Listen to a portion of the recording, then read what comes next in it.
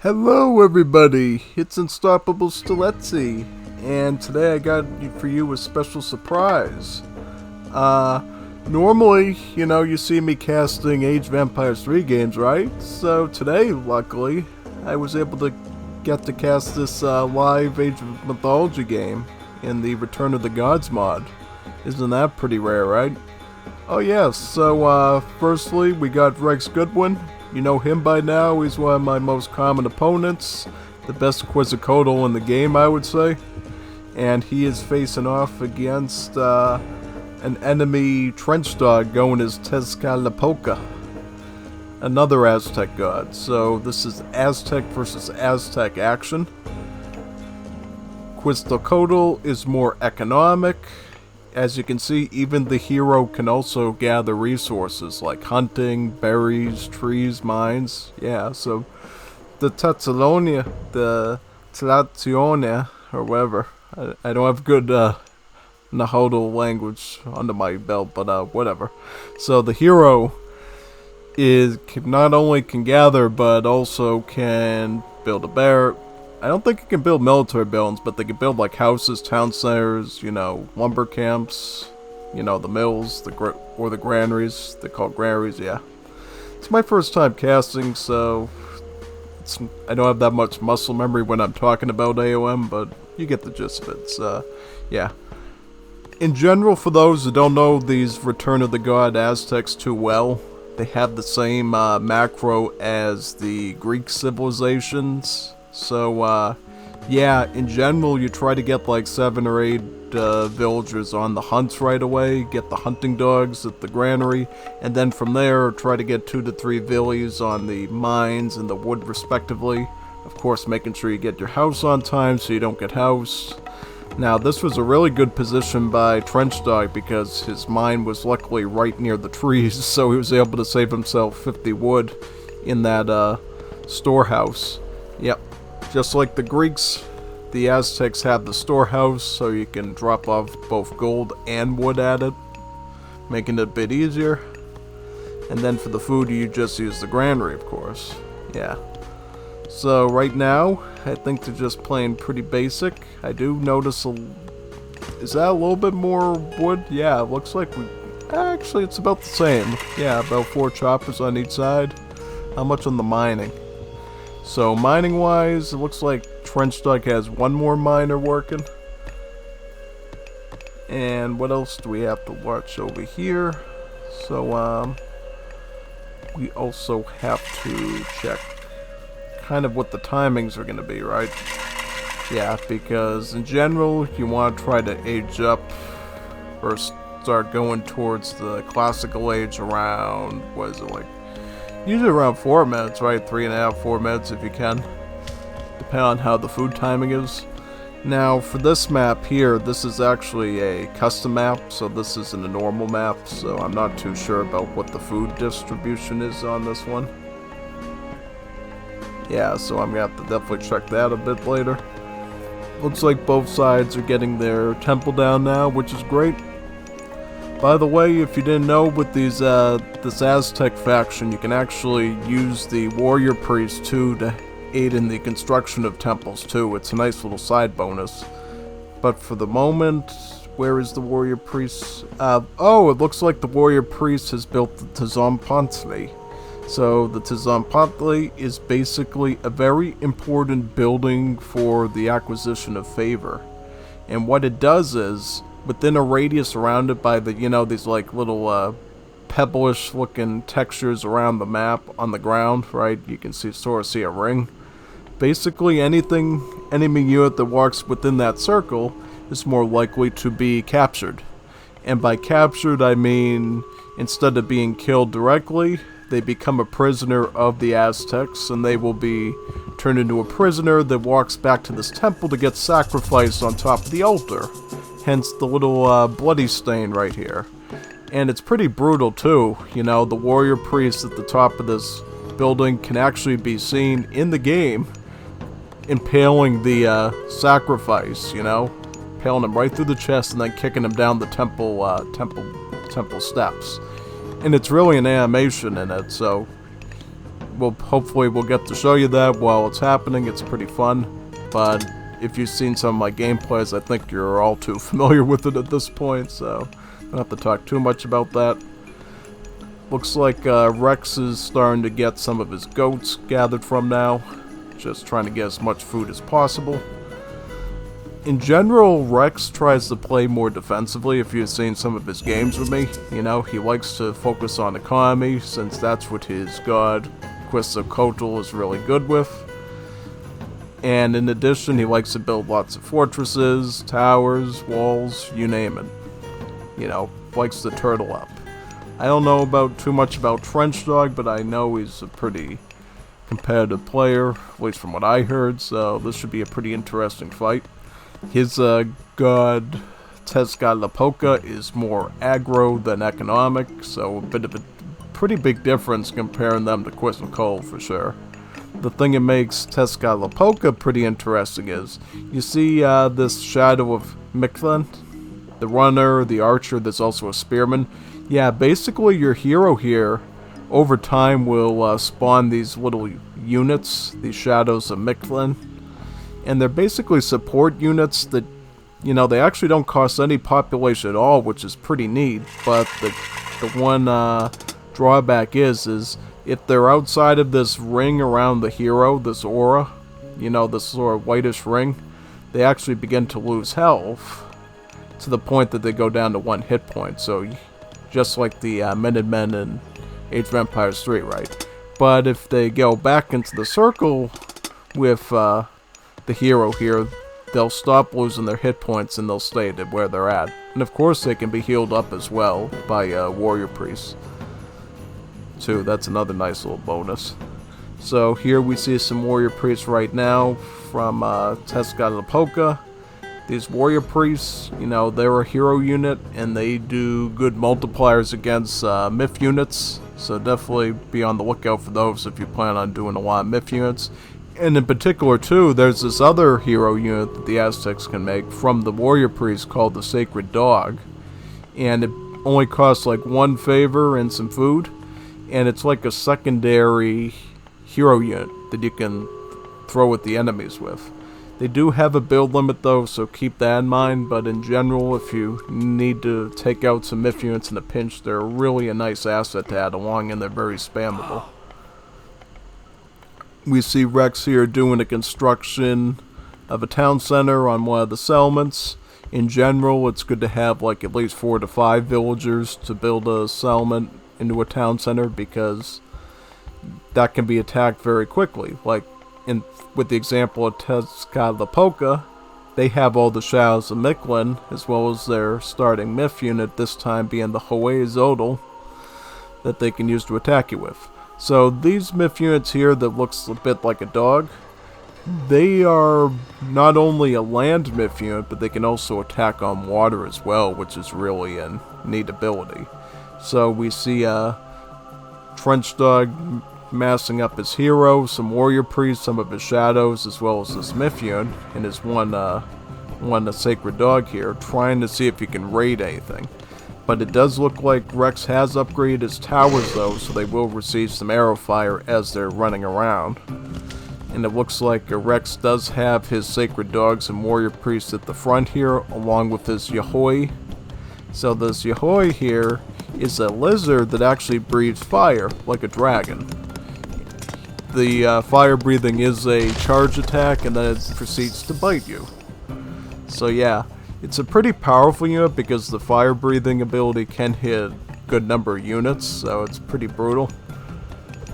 And you can also upgrade his hit points as well, which is really good too. Oh, looks like Rex has already started to get some Quetzalcoatl spearmen. Yeah, very good. His Quetzalcoatl spearmen are pretty good, actually.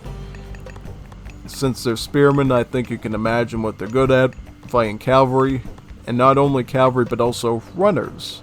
Since we're dealing with the Aztecs here, they're not going to be mounting on top of horses, camels, or elephants, right? They're going to have runners act as their cavalry. So the spearmen also have multipliers against the runners, too. Just like in AoE 3 when, you know, pikemen, musketeers with their bayonets and spears have multipliers against the coyote runners and other forms of you know, shock infantry as they're called in AoE 3, both in Wars of Liberty and D. But in the Asian Dynasties, it was just called light infantry. Yeah, and then it got a bit confusing, so that's why they sort of fixed that. But anyways, we see a bit of an engagement here. Look at the fire breathing. Yeah, that's pretty strong. I think that's going to be enough to beat these shadows here. The one spearman, the archers. It's going to try to regroup, try to get the shadows back with the heroes so they stop losing their hit points. Regroup with the warrior priests so they can thrust their obsidian blades into this Yahoi here. Potentially. Yeah, it looks like they're going to retreat for now. We do see Rex. He did want to get a granary up here to grab these walruses, though. But I don't think he's going to make it quite that far, because we do see Trenchdog also grabbing some nearby walruses here with his granary. Oh no, looks like these Tezcalipoca archers are going to be in a bit of trouble. Oh, never mind, those are his archers. I thought for a second they were Rex's, and didn't quite see what color they were. Yeah. So basically, these are your archers. These are good against the spearmen, as well as other infantry. Oh, this is an ability I need to mention to you. So, these are actually not the regular spearmen. There's this god power, which you see right here, called decoys, that Tezcalipoca has. It basically creates a little army of spearmen, runners, and archers, but they're not normal units, they're decoys, so they don't deal any damage when they attack. You know, they're just supposed to be either a scout unit or, yes, a decoy, that makes your enemy think that they're being attacked by them, when really they're just like this gimmicky thing to divert your resources in the wrong area. So yeah, it can be a pretty interesting ability to use, even if you just use it for scouting. And also, if you use it in later ages, you do get more of those units to work with, more of those decoys, so maybe bank it up a bit if you like it. Oh, look at that big slaughter though of all those units there, pretty brutal. Yeah, we see the Tezcalipoca archers as well as the shadows start to work on this tower here. Oh, looks like Trench has made it to the heroic age too. I see a Tezcalipoca here. It's basically this skeleton-looking myth unit, and what it does is with the charge attack is it will devour a unit, like actually eat them on the spot and rip them apart.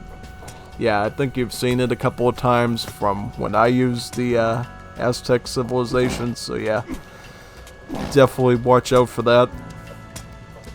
In general, though, it is a bit pricey, though. You know, it costs quite a bit of favor in gold, so I don't always get them. I much prefer the flying unit that comes with that god, because it can shoot projectiles, and it's a lot harder to hit. Oh no, look here, we got the Quetzalcoatl rams here. Now, this is like the key siege unit you use with the Aztecs in Age Mythology. This is going to be like your main siege unit since it deals a lot of damage. It's also pretty tanky against range attacks as well, so definitely look out for that. But one thing you can use to defend against it, which Rex is a pretty good expert at, is poking them with the villagers. Yeah, the villagers are pretty good at defending against rams, and you'll notice in a lot of my matches against him, he simply just starts attacking the rams and knocks them out just like that one.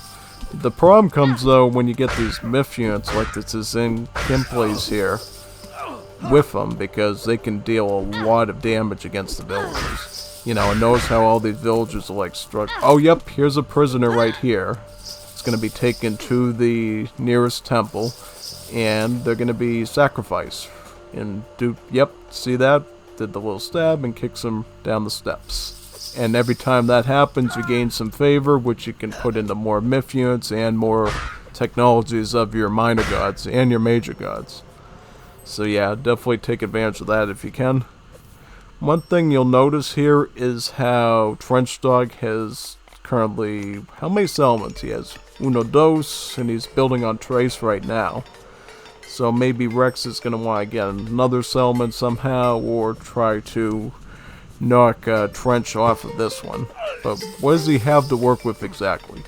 So right now he has some medium archers here, which is not the best situation. You know, ideally you'd want him to be at heavy at this point, since Oh, wait a minute. Trench hasn't even upgraded his archers yet, so technically Rex has a bit of a... I think he has a bit of a statistical advantage here, doesn't he? Yeah, about 7. Has some more HP. How about blacksmith upgrades? About blacksmith, it looks like they're about the same in terms of that part of the tech tree.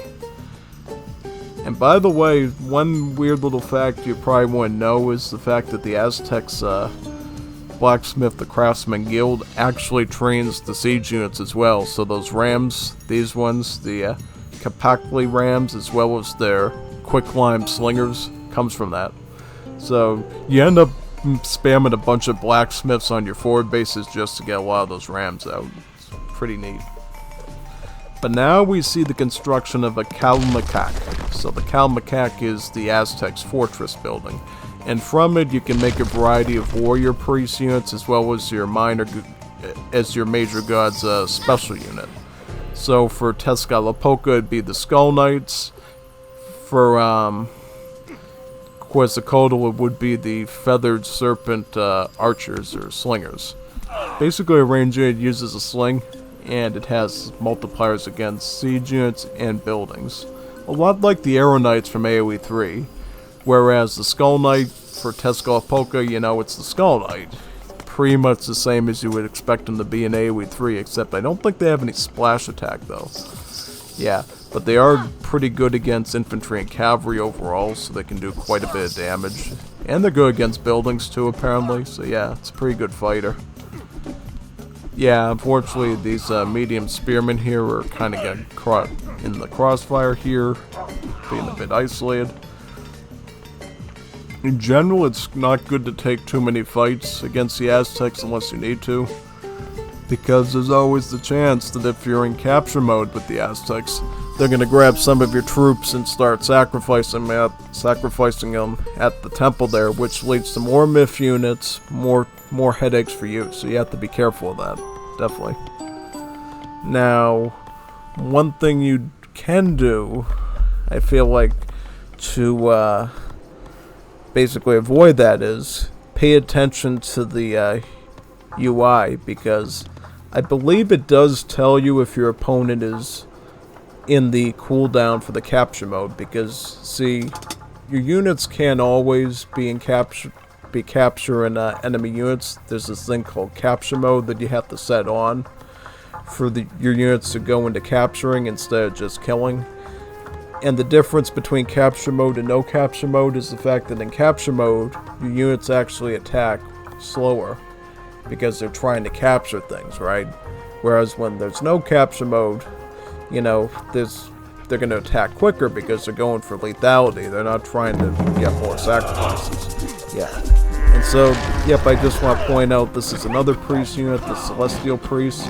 It's a lot like the Warrior Priest, but it's a range unit. And you can only have about 5, I believe. You have to make them at the Calmacac like this. Oh, look at how Rex made good use of his god power. I forget what it's called. It's called Night Winds. Basically, what Night Winds does, it creates this big giant swarm, almost like locusts, that completely kills everything in this radius, slowly but surely. Yeah, and I think in one of my games last week, I remember Rex doing that to me, and it was so painful. Like, I had a big army of all sorts of stuff, and I just sort of, like, lost, like, I think, like, 2/3 of it to the Night Winds, and then the other ones I was able to save because I garrisoned them in the TC. It's pretty brutal, actually. And then when I used Quetzalcoatl against Rex, I ended up doing it to him, and I noticed how all his units just sort of faded into obscurity. It's pretty fun, yeah. I like this Return of the Gods Aztec faction a lot, you know. The team did a really good job with this. It's pretty fun that I actually get to cast a game of it for once. You know, I wasn't expecting that. You know, there's so many other experienced Age of Mythology casters casting Return of the Gods, and I'm glad that I get to join them in appreciation for this mod. It's a really good one. And hopefully they add Aztecs with some inspiration from this to retold at some point. That would be pretty fun. So this is the range unit I was talking about, the Tezcalipoca. This is a winged unit, and basically it shoots range attacks at human units. And I think with one of the technologies from the god they belong to, they can actually do increased damage against human units, which makes it an even more formidable defender against ground units. Yeah. I think even with a good number of them, you can even take down rams pretty quickly, which is pretty neat. You know, and they actually don't cost food or gold either, which makes them pretty budgety. Only about $2.25 on the wood. And you're not always spending a lot of wood, so that's definitely a good asset for sure. I find when I'm doing matches, I'm either burning through food or burning through gold overall. So the fact that you get something that costs wood only with the favor cost, pretty good discount to me. Alright, so this is an interesting thing you can do with the rams. It's better to try to group them up before attacking, because if you only attack with one or two, very much most of the time the warrior priests, the dogs, and any infantry the Aztecs makes will chum block them from actually reaching the building and basically negates them. So yeah, try to attack in groups. This attack by Rex is really good because he came in with the group after defending against the one from Tezcalipoca, because now look, he's actually going to do enough damage that he's actually going to take down the Kalmakek, which is going to vulnerabilize Trench Dog's defenses a lot more now, because that fort was providing a lot of arrow fire support, and also providing the warrior priest units and special units to the front lines, but now that's gone. So now you're not going to be able to use these celestial priests to attack these myth units anymore, including these elder Yahoys. So elder Yahoys, I think in general, just has more hit points, you know, makes it a more sturdy myth unit. And even, yeah, and as you can see, it even survived some abuse from the, oh, never mind, it's dead. Yeah, it survived some abuse from that celestial priest attacking it. Looks like Trench Dog's going to build another Kalmakek in the same spot the other one went down, but is it a little bit too early? I don't know exactly. So, yep, this is the thing that Rex does, and this is why he's pretty formidable. He builds Kalmakeks on top of Kalmakeks on top of Kalmakeks. He creates this giant ring of Kalmakeks around the farms, to the point that there's no safe angle to attack the town center with. And Rex effectively creates a very powerful defense. It's hard to penetrate with that. It's really strong. So yeah, Rex is, I think he's going to try to go for one here. He's probably going to build one here. Maybe, I don't think he's going to do any in the back this time unless he starts chopping this wood line a lot. Yeah. In general, he's going to try to go for the biggest turtle defense ever, which is going to make it a real pain for Trench to try to siege jam. Yeah, definitely. And I do see in terms of res output, they seem to be almost neck and neck, I would say. I mean, looks like Trench is doing better in the gold than the wood, but Rex is doing excellent with the food. He's making a lot of corn out of that, a lot of maize, which is great.